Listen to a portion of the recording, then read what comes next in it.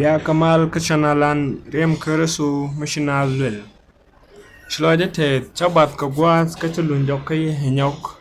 chalunjok ka patri ka nyalua kɛnɛ chuol mijira makan padwan kana patu kana gwech goro dir ko gwech ko de patri de akulo lodu akonyal podye ka chodye shu kwermidi amen. Galang chuol atama chloye tes ke tawa ni te chikon ka kwen chenge ko ban tini ji nyok mandire lar ko tama cha jo chukolo ko drajin ka chuo gwich ka wangdu dio je ene bete kame dire lar ka tawa ni te chikon ka kwen chenge eden ko goro mite midire lo jitini nyok ko cha jo chulo ko ka chuo gwich ka wangdu lajin. Gwalong nyaluak antama chiloje tet chat kaman chilara teke midi lar la tok an chiloje tet kachanga du chaja tok ne wala hanu melede atok ko chawara ilwa kwat ka chawgui ka wangda hetelet gay na te ko lawnen tilet kot ka re ilwa kwat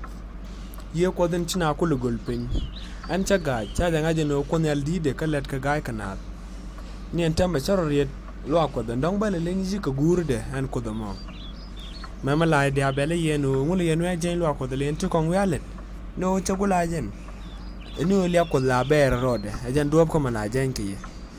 amene me cheje de bel ka do be dane no do la o kana lo ko do chi je pele changa no wi la nyingu to ko kene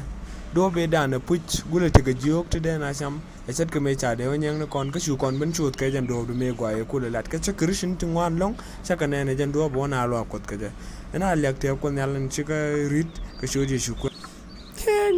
galang chuol kan ma chloye tet ke rete dong chilato kan yal chiko loy de ka changa jano chi janga te konel tini jen kare te ka dan keliu